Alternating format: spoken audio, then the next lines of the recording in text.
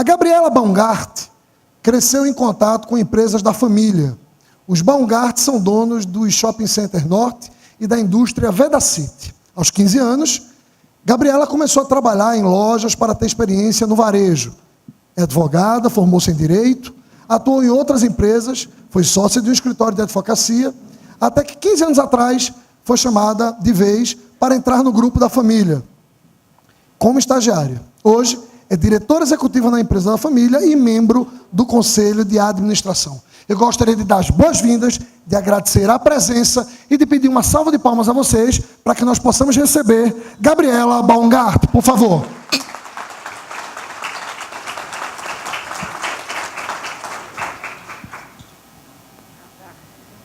Bom dia. Obrigada, André. Bom dia, obrigada pelo convite.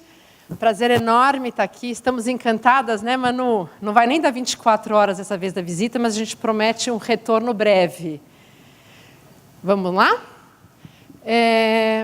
Eu acho que o tema da palestra hoje é bem desafiador e é muito bom poder dividir com vocês um pouco da experiência que eu tive, porque vocês vão entender um pouquinho. Eu nunca imaginei que eu viesse a trabalhar na empresa da família. Isso aconteceu, como vocês bem falaram, há 15 anos atrás, e hoje faz parte da minha missão de vida. Então, minha história um pouco se confunde com essa entrega, com a perenidade, com a instalação de governança. E eu sou muito feliz e muito orgulhosa de pertencer e poder contribuir com a empresa da minha família. Nossos negócios, a gente está no Brasil, somos de origem alemã, a gente está no Brasil há mais de 150 anos, empreendendo há 80. Aqui tem uma foto dos meus avós, que foi a primeira geração empreendedora que começou a Vedacity, foto dos meus pais, e sempre interessante, né? A família sempre foi muito operadora dos negócios, então, desde a época do meu avô, quando ele iniciou a Vedacity, ele comprou uma fábrica pequena que chamava Bianco, se estabeleceu na zona norte de São Paulo e criou uma demanda, porque naquela época, se imagina 80 anos atrás, ninguém usava impermeabilizante.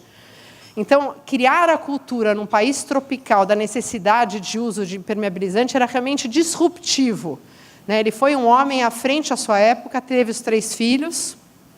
Meu pai foi um tempo estudar fora, fez engenharia em Hannover, voltou, e eles vendiam porta a porta. Lembro bem, e assim, uma família, gente, apaixonada por trabalho. Acho que a vida inteira a gente acordou às 5 da manhã. Até hoje eu melhorei um pouquinho, estou acordando às 5h30.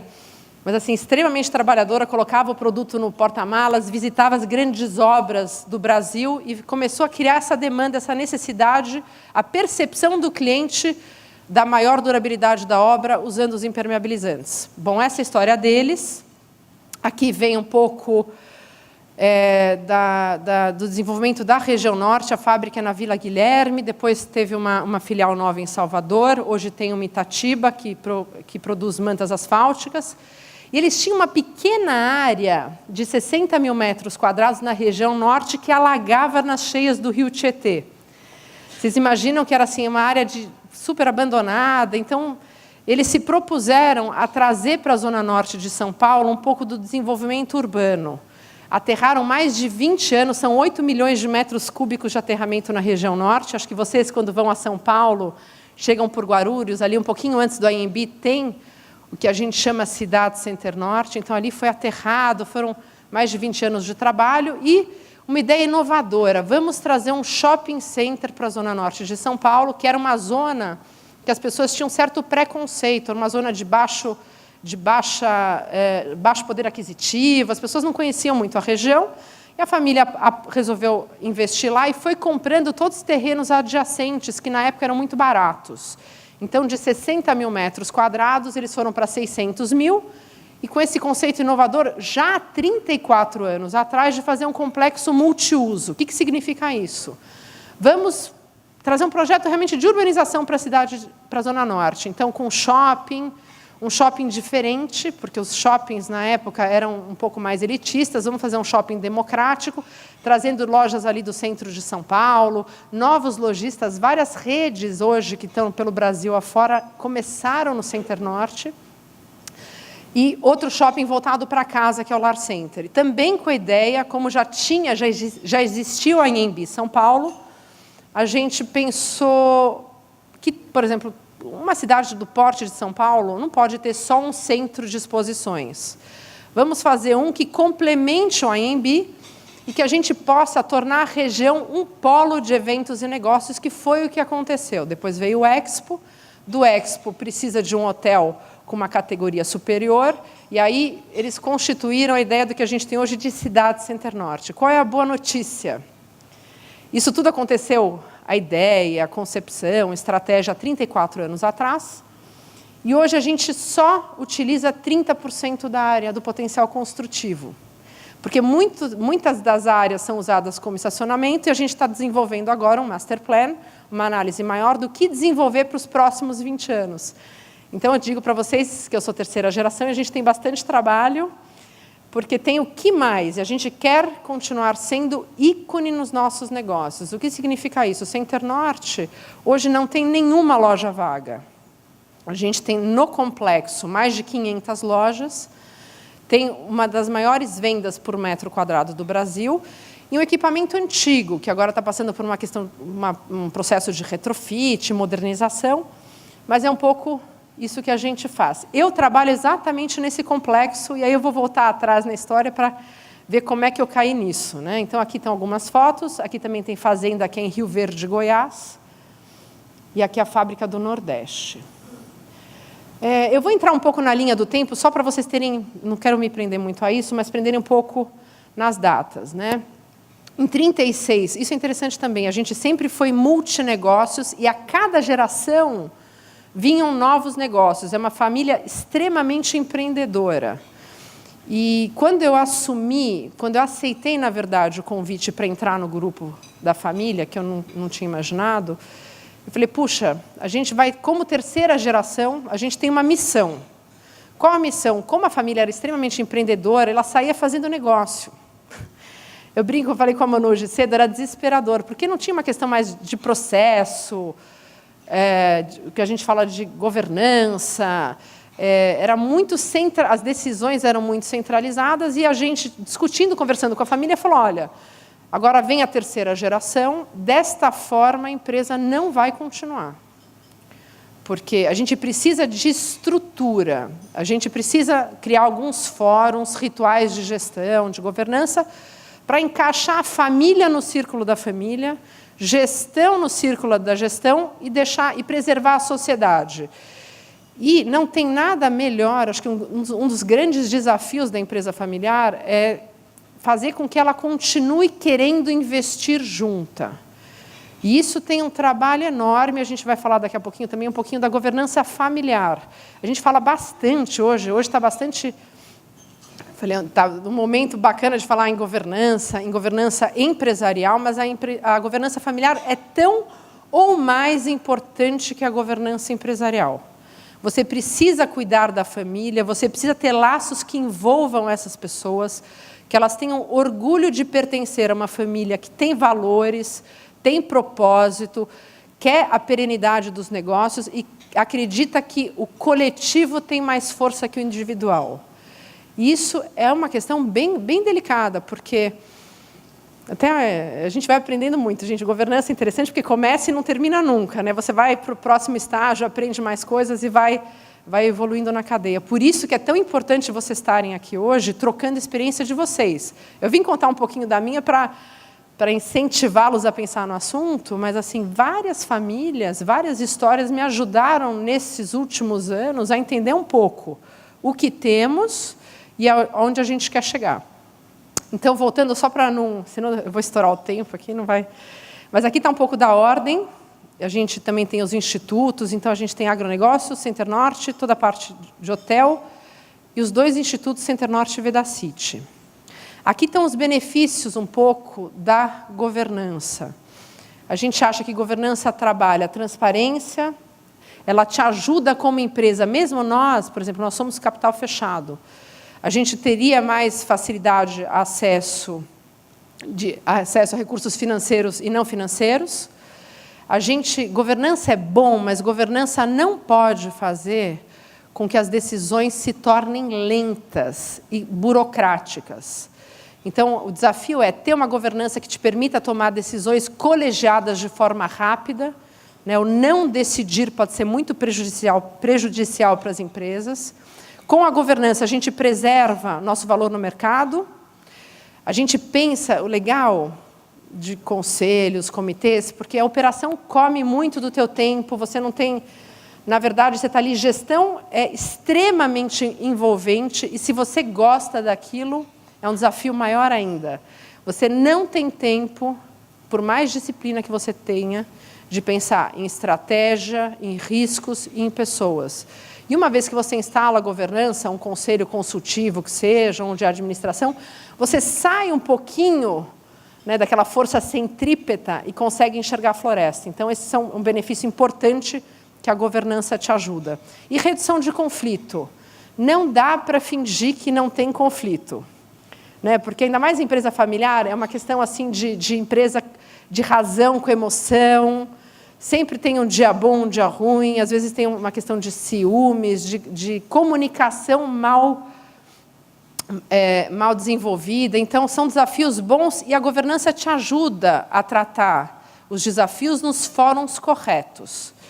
A gente vai falar um pouquinho disso. E governança familiar, como eu falei para vocês, a gente acabou, depois eu vou passar até uma linha do tempo, porque, assim, não tem modelo melhor.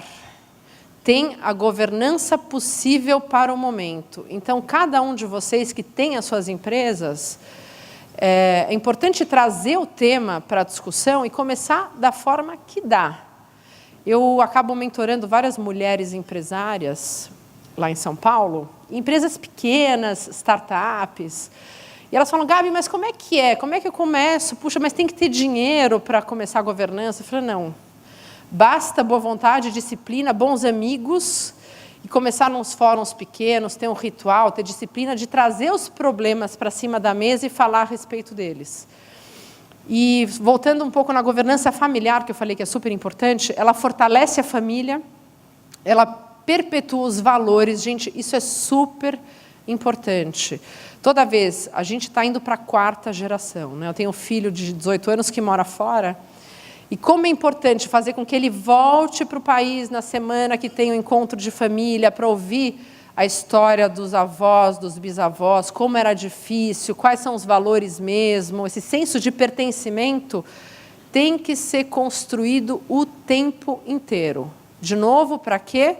Para fazer que hajam laços emocionais, mas eu brinco, a família não precisa se amar, propaganda de Doriana o tempo inteiro, né? Somos seres humanos e a gente sabe como é difícil as relações entre seres humanos, mas precisa ter essa questão de respeito ao próximo, de entender as diferenças e, mais que isso, como é que aquela pessoa que é tão diferente de mim pode contribuir para o processo de perenização do negócio? Como é que eu envolvo todo mundo no seu limite, na sua disponibilidade e na sua competência? Como é que eu aproveito a competência dos membros da família para ajudar nessa dinâmica, nesse sistema? Então, não tem quem... Isso é outra frase importante que a gente aprendeu. Não tem quem não possa ajudar. Não tem quem não possa se comprometer. Às vezes, a empresa da família, a união familiar, não é prioridade na agenda da pessoa, mas, de alguma forma, ela tem que ser envolvida. Então, né, Duda, você está aí com um conselho de família, a gente sabe que não é fácil pegar todo mundo no laço e trazer, entender os negócios, equalizar a informação da empresa para o familiar, fazer com que ele seja um bom acionista. Duda está ali, te confundi, olhei para lá. A gente sabe que não é fácil, né? E, gente, é uma dedicação, para mim, é uma das posições mais importantes no negócio familiar. A pessoa que olha o conselho de família, e muitas vezes não é valorizado. Mas é ela, sim, que faz aquele fio condutor entre todos os membros, para que eles sejam, inclusive, bons membros no conselho de administração, que aí a gente já está falando um pouco mais com olhar de empresa. Você tem que se preocupar, sim, com a formação dos acionistas, não necessariamente que eles vão trabalhar nos negócios, né? É muito comum, quando você tem um fundador que começa um negócio, e vários de vocês aqui são primeira geração, que você tem tudo numa pessoa só. A pessoa decide, ela sabe e ela é gestora. Numa segunda geração, não necessariamente essas 3 competências se encontram. Então, você pode ter a propriedade, você é acionista, mas, de repente, você não tem o conhecimento e não é o melhor gestor para aquele negócio. Então, você tem que ter a humildade também, e a humildade e o reconhecimento de saber quando você precisa de ajuda. Olha, eu não sou a melhor gestora dos meus negócios, eu vou ter que procurar alguém que saiba. Eu não tenho todo o conhecimento, né, Manu? Você vai depois contar teu caso, às vezes caem umas coisas do céu, você fala, puxa, eu tenho que tocar um negócio e eu sei uma parte dele, eu não sei. Eu tenho que saber, ter a humildade também de saber procurar quem sabe. Então, essas competências vão ficando um pouco difusas no tempo, e você tem que ir atrás disso para exatamente perenizar o negócio, sem falar de inovação, né?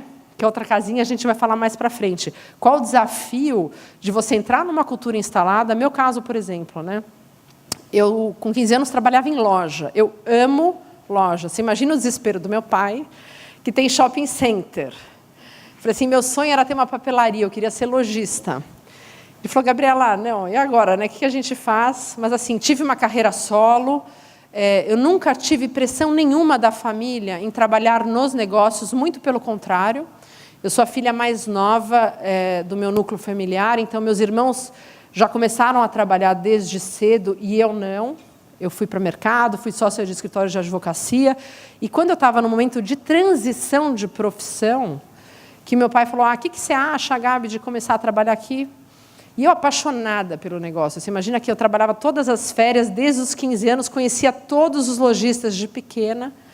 Hoje eu tenho 43 anos, eu comecei... O shopping inaugurou, tinha 11, eu comecei a trabalhar com 15. Então, assim, eu tinha uma admiração enorme, mas não tinha... meu pai não tinha pensado na minha pessoa como uma sucessora para ele. E eu, apaixonada, falei, tudo bem, vou para o mercado. Era feliz. Quando eu estava numa transição que eu ia para a indústria, para a área de marketing, ele falou, não, volta aqui, vamos conversar. E aí eu falei, vou aceitar por um motivo. Eu acho que faz parte, quando você herda, quando você... E eu era herdeira, não era acionista, hoje eu sou acionista. Você tem uma responsabilidade, um fardo muito grande. Geralmente as pessoas olham o ônus, né? Desculpa, olham o bônus, não olham o ônus, né?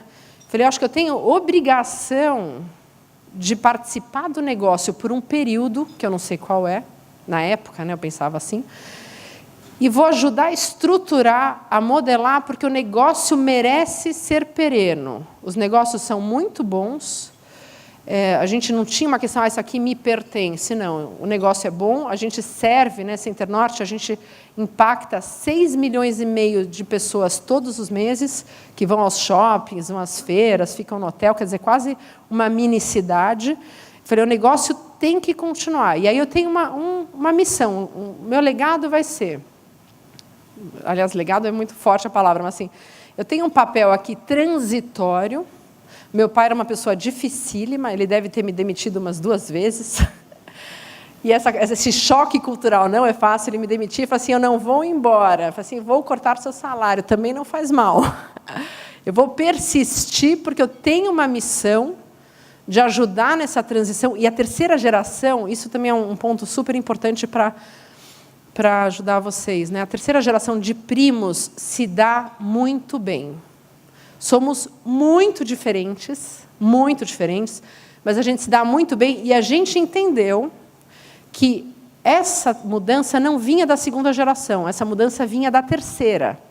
A terceira falou, gente, dessa forma não dá, porque os irmãos se entendem super bem, decidem rápido do jeito deles, tem uma dinâmica, mas se a gente não estruturar, agora somos 10. Como é que a gente faz isso? Daqui a pouco, com filhos, vai em progressão geométrica. E os negócios têm que ser perenizados. Então, nós nos organizamos como primos, incentivamos a segunda geração a fazer o nosso primeiro... Eu vou entrar numa linha do tempo aqui, só para... Depois eu volto, mas só para vocês entenderem um pouco qual que foi o desenvolvimento da governança no nosso grupo. A gente começou em 2005 com o primeiro acordo de acionistas. A gente passou a ter um conselheiro independente em 2012 e escrevemos nosso primeiro código de conduta. Em 2013, a gente contratou um segundo conselheiro independente. Isso é super importante. Eles dois, Um é o Amaury Olsen, que foi presidente da Tigre, e o outro, Horácio Laffer Piva, que é da família Klabin, nos ajudaram muito na instalação do processo de governança, na criação dos rituais, na formalização do processo decisório. Então, assim, tivemos algumas consultorias nesse período inteiro, né? E consultoria é bom porque tem começo, meio e fim. Tem uma hora que você tem que criar musculatura para tocar aquilo dentro de casa.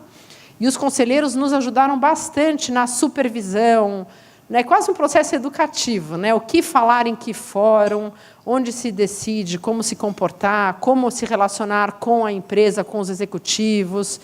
Então, nós somos muito gratas a ele. Então, esse é um bom começo. Às vezes, fazer uma estrutura de um conselho consultivo ou de administração, trazendo gente de fora para, de forma profissional, olhar os seus negócios. Aí, em 2014, a gente abriu um canal de conduta. Depois, criou uma mini área de governança em 2015. Aí, vocês veem que vai aumentando, né? A gente vai criando musculatura e 2017 foi uma loucura, porque a gente já começou o Conselho de Família, que era informal, mas a gente também quis ritualizar. A nossa presidente, a dona Glorinha, tem um comitê super sério que olha formação de acionista, que também é um assunto enorme. Como é que você faz a 4ª geração ser um bom acionista, ter relação com o negócio e saber que, no nosso acordo agora, eles têm uma série de regras para poder ser executivo nos negócios. Então, como é que você tem a pessoa longe profissionalmente, porque ela vai trilhar uma carreira, mas aproveita as competências dela no negócio de família no fórum correto. Então, você não pode deixar que as novas gerações se desvinculem dos negócios, porque elas provavelmente, a gente nunca sabe, vão ser acionistas no futuro. E como é que ela vai olhar um balanço? Como é que ela conhece o mercado dela? Sempre, e acredito cada vez mais nisso, gente, o acionista, ele, estando em órgãos de governança, a capacidade dele de contribuir para o negócio é muito maior. É uma delícia operar. Né? Eu brinco, eu fiquei 17 anos executiva dos negócios. Eu contratei um presidente exatamente 4 meses para o meu lugar. Para o meu lugar e para o lugar de um primo que trabalhava comigo. E eu estou tendo a oportunidade, eu estou em 4 órgãos de governança. Estou no Comitê de Pessoas, estou no Comitê de Sustentabilidade, sou coordenadora do Comitê de Inovação e Novos Negócios e estou também no de Governança. A gente é responsável pela zeladoria desse processo todo. É um trabalho enorme. Eu estou trabalhando mais do que eu trabalhava antes. Quer dizer, você começa a olhar para fora, pensar... É impressionante as portas que se abrem quando você tem um olhar estratégico. E aí, você zela pelo processo para exatamente agregar valor. E é uma doação de vida enorme. Porque você trabalhar no negócio da família significa que eu estou abrindo mão de uma parte da Gabriela, que poderia estar fazendo outras coisas, porque eu acredito na força e na perenidade do negócio. E eu estou estou contribuindo para um processo maior, para um coletivo ao qual eu pertenço. Então, esse é um pouco o DNA de uma empresa familiar. E o André me fez uma pergunta incrível de manhã, que a gente atrasou um pouquinho, porque tinha uma rua parada, né, André? Mas a gente chegou a tempo. Ele fez: Gabriela, como é que é um presidente de uma empresa familiar? O que ele tem que... Né, qual o olhar? É difícil achar um presidente? Eu falei: gente, é super difícil. Primeiro, porque ele tem que gostar de empresa familiar. Empresa familiar é tudo de bom. Para quem gosta de desafio, é tudo de bom. Mas é maravilhoso. Acho que até professores de Harvard, eu fiz alguns cursos lá fora, eles falam: Gabriela, o futuro dos negócios está na mão das empresas familiares, porque não dá para olhar só curto prazo. Você tem que olhar para a estratégia a longo prazo, e só a empresa familiar, muitas vezes, te dá isso. E acho que no Brasil, 80% das empresas são familiares. Então, não dá para não olhar.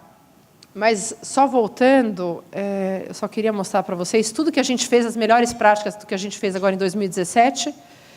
E esse é só um começo. Então, o que a 3ª geração fez, da qual eu faço parte? pressionou a segunda geração, que não gostava. Ah, conselho, para quê? Vem aqui dar opinião. Né? Aquela coisa assim, os fundadores, e como eles empreenderam em todas as gerações, é mais difícil ainda. E são negócios vencedores, porque uma coisa é instalar governança numa empresa que está tendo alguma dificuldade. Né? Outra coisa é numa que está indo super bem. Você fala assim, não, sempre foi assim, deu certo, para que vocês, jovens, vão mexer nessa história?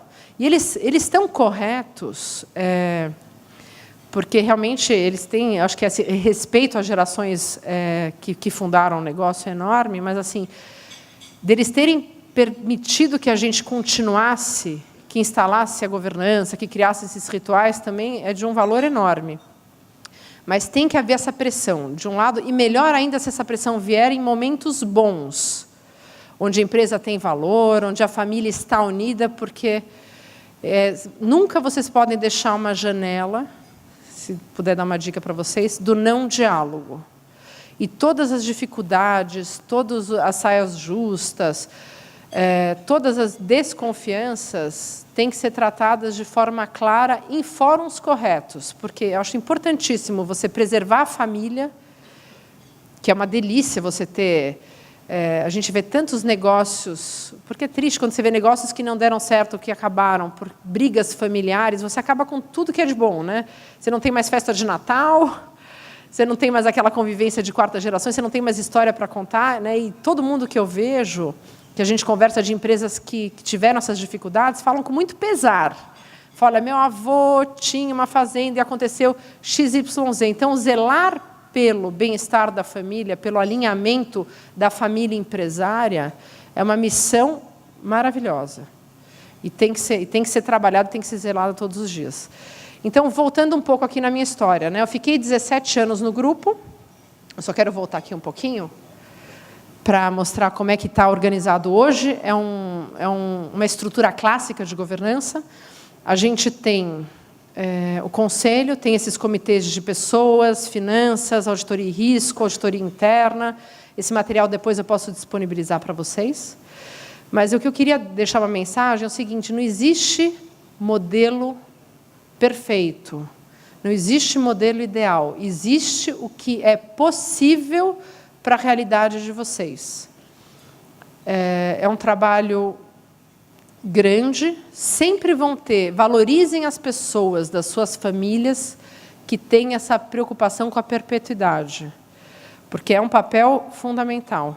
E o que a gente está fazendo também, que eu posso dividir um pouco com vocês, qual é o meu novo papel nessa história, né? Eu tive, agora ainda estou cuidando, falei, estou desempregada e cuidando do CEO para ele dar certo. Então, o nosso CEO de Cidade Center Norte, que é o Valdir Schau, ele gosta de empresa familiar, ele tem respeito pelo que foi construído e quer fazer parte da história. Isso é importante. Então, respondendo à pergunta do André, como é que você escolhe? Eu falei, você conta a história da família e vê o que acontece. Ele compra essa bandeira, ele pega essa bandeira e fala, vou fazer parte disso num próximo ciclo. Esses valores, isso é super importante. Valor de família e valor de empresa não é para ficar só na parede. Eu brinco bastante com nossos funcionários, eu falo, gente, todo dia de manhã, quando vocês entrarem segunda-feira, olha para a parede, porque estão lá, e façam a seguinte pergunta, faz sentido para você estar aqui? Porque tudo bem. Se não fizer também, não tem problema, mas assim, faz sentido? Porque a gente vem trabalhar é incrível, mas todo mundo tem um senso de entrega, de propósito, de impactar a vida das pessoas, de fazer a diferença. Então, é uma procura que não é fácil, de achar colaboradores, funcionários que tenham adequação aos valores e saibam e tenham orgulho de fazer parte de uma empresa familiar. E vão levar aquela empresa do ponto X para o ponto Y e vão poder fazer parte dessa história, vão estar nos livros, né, em todo o acervo da empresa, que vai contar parte desse futuro. Então, isso é importante, ter esses executivos. Terminando um pouquinho, hoje eu coordeno, as fotos tá engraçada, coordeno o Comitê de Estratégia e Inovação, é um dos principais comitês que eu estou. Qual é o grande desafio também de uma empresa que tem 80 anos de idade. Inovar. Né? Não dá para deixar que a cultura instalada não tenha um desafio de disrupção de modelo de negócio, de olhar para o que está acontecendo no mundo. A gente trabalha com varejo de shopping center, como é que a gente vai tratar desses multicanais, omnichannel, como é que o e-commerce impacta os negócios, como é que o novo consumidor quer a experiência dele. Né? A gente atende hoje 6,5 milhões de pessoas por mês. Como é que eu torno isso relevante, agradável, e que ele queira continuar, que o jovem... eu brinco do meu filho, é terrível, né? Porque como é que eu faço esses jovens acharem valor nesse modelo de negócio ou num novo? E como é que nós, dentro de casa, permitimos ter um espaço para essas discussões? De criação de novos modelos, de inovação, de estratégia. E isso, gente, toma um tempo enorme. Então, aqui estão alguns só os desafios, mas um pouco de olhar macro, sinergia entre negócios. A gente também acompanha, está revendo agora todo o planejamento estratégico. Hoje não dá mais para você ter planejamento estratégico de 5 anos. Você tem que ter aí de 3, 2 anos e rever o tempo inteiro. As coisas vão muito rápido. E como é que uma empresa familiar, o que a gente discute bastante para terminar, como é que uma empresa familiar se torna atual e vencedora nos dias de hoje, mantendo incólumes aí a família, a gestão e a propriedade. E não tenho a menor dúvida da importância dos papéis dos órgãos de governança, tão ou mais importantes que os de gestão. Então, super obrigada pelo convite, André. Uma salva de palmas. Gabriela Baumgart, belíssima intervenção.